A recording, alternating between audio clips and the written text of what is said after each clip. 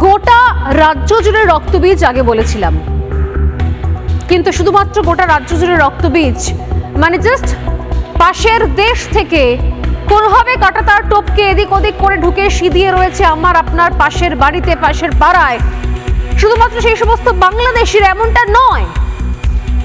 বিষয়টা আরো ভয়ঙ্কর, আরো মারাত্মক।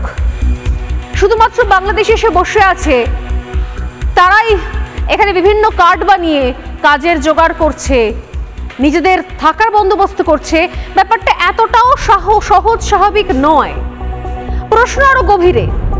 আজকে আমি বলি, আপনার বাড়ির পাশে যারা নাম হারিয়ে বসে আছে, আপনি শুনেছিলেন হয়তো যে যখন সোদপুর থেকে এই যে নাম হারিয়ে একটি নাম, যার নামে তার ধর্ম পরিচয় রয়েছে অর্থাৎ মুসলিম নাম, সেখান থেকে হয়ে গেছে হিন্দু নাম, সেখান থেকে প্রত্যেক দিন নতুন নতুন বাংলাদেশিদের নিয়ে এসে তার বাড়িতে রাখছে, তার নিজেরও কোনো নথি নেই, তাদেরও কোনো নথি নেই, এবং তাকে যখন পুলিশ অ্যারেস্ট করে আমাদের এই পাশেই সোদপুর থেকে, সেই সময়তে গুচ্ছ গুচ্ছ তারা যেরকম তারা বান্ডিল বান্ডিল নোট হয়, সেরকম তারা ভোটার আইডি কার্ড, আধার কার্ড পাওয়া গিয়েছিল।